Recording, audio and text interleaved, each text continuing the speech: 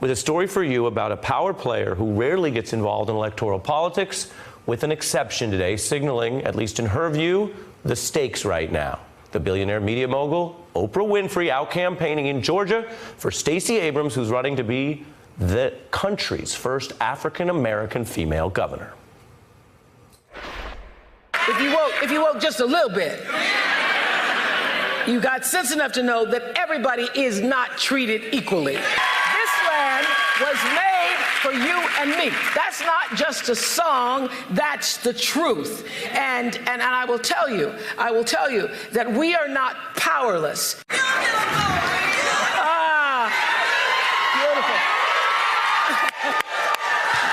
You get a vote, and you get a vote, and you get a vote. All right, spread the word. And you get a vote, and you get a vote. A slightly more hopeful call and response than lock her up. Oprah also was out going door to door, surprising voters at their homes.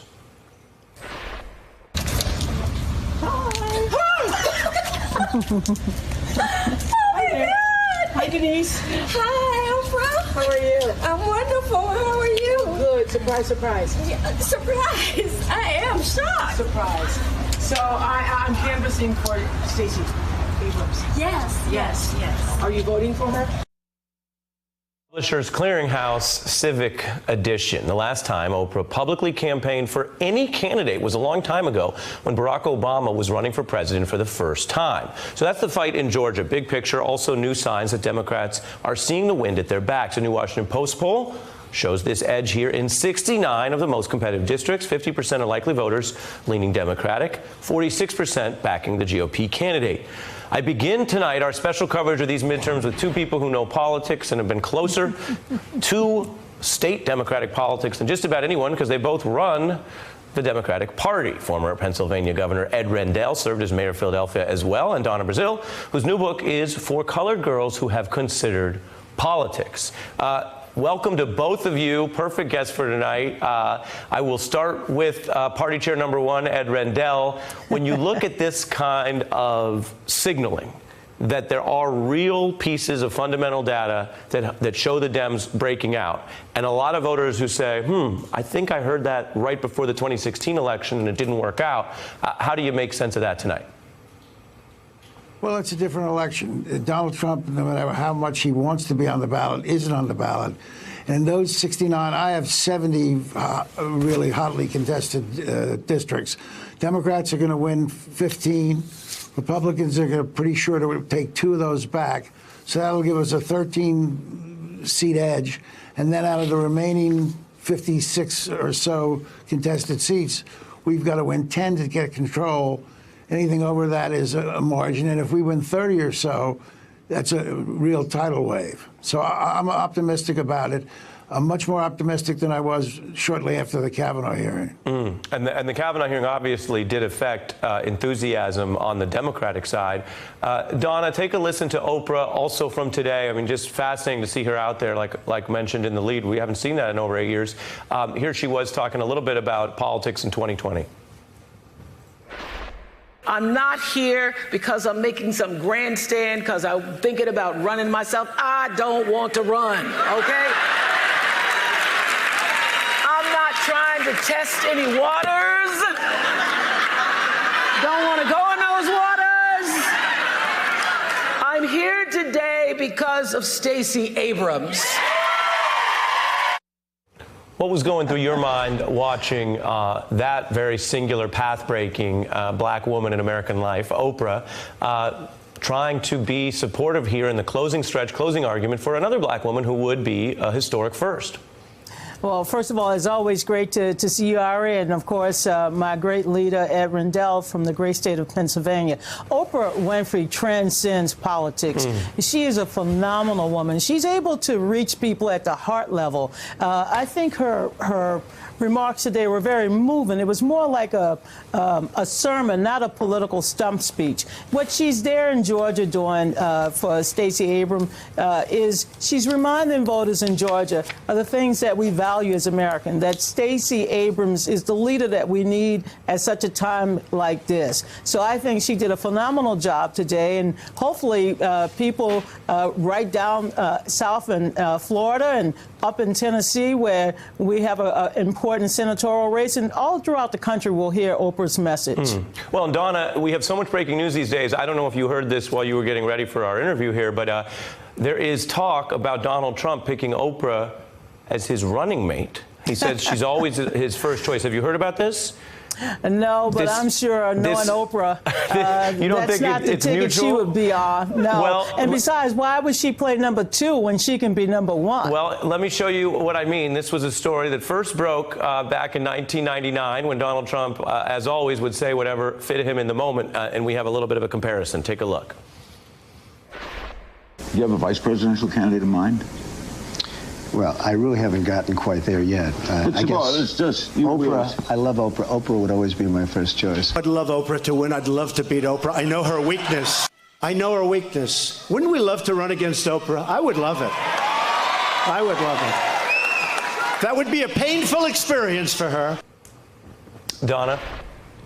His name may be on towers and buildings, but her name, again, is in the hearts of so many Americans who love her. She's a beloved figure in American politics. She's a beloved figure in the media. Oprah is a woman who has not only been a compassionate leader, but she's someone who can bring us together. She's a healer. And while she may not stir in the political waters, I do believe that she provides so much value in our country as not just a media baroness, but somebody who understands the American heart. That's who she is.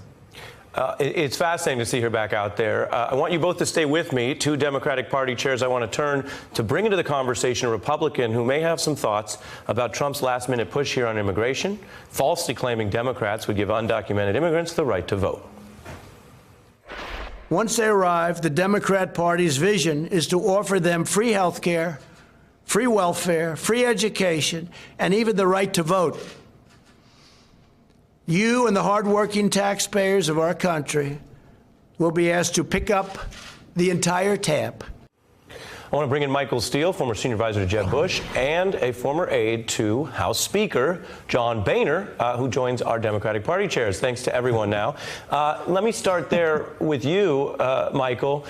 Is it a sign of weakness that Donald Trump's closing argument is so reliant on blatant lies that I don't think you or John Boehner, or certainly not Jeb Bush, would agree with?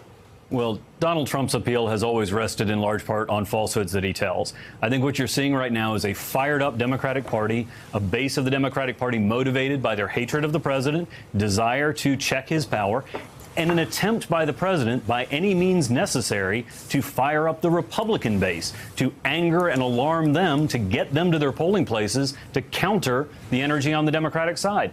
And I think he may, in some measures, be successful in that regard. We usually see either a kind of status quo midterm or a midterm where all the energy, all the passion is on one side. Right now, we're looking at both bases in both parties fired up and ready to go.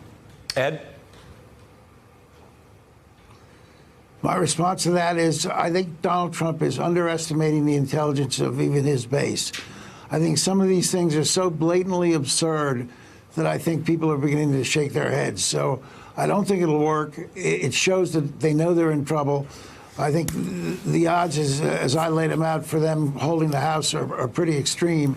And he's, I think, working on a strategy to hold the Senate because that's all he can do. If you notice the places he's going, Harry, there are very few contested congressional elections in those states. It's mostly Senate elections or gubernatorial elections. Does that point that Governor Rendell makes, which is uncontested, Michael, does that speak to the fact that Donald Trump plays a character who acts almost out of control when, in fact, he's clearly taking very strict guidelines from the Republican strategists who say, hey, stay away from most of the key swing purple districts because you don't help? Right. This is a tale of 2 midterms. In the Senate, you've got Democratic senators trying to run in bright red states where the president is extremely popular. That's why he's focusing on those states. That's why his travel is focused there. In the House, you've got a Republican majority that's dependent on suburbs, suburban areas with lots of college-educated women who don't like the president very much, but may like their member of Congress a great deal. We've got a lot of districts like Carlos Curbelo in Florida, the adjacent Miami district, Valdeo in California, where the Republican candidate is running considerably ahead of Donald Trump because he or she has his own connection, his own identity with his constituents in that specific district. So let's go then to the actual voters. Donna, you've run these kind of turnout campaigns, and early voting has become a much more significant piece of it. Look here, 500,000 or so early ballots. 1/3 of the total came from voters who didn't vote in those 2014 midterms. That subcategory includes a spike in minority votes. What do you think the early vote tells us in Georgia, Donna? It tells us that people are enthusiastic. They like the candidate on the ballot, that they have been contacted by the party, and that they are prepared to vote.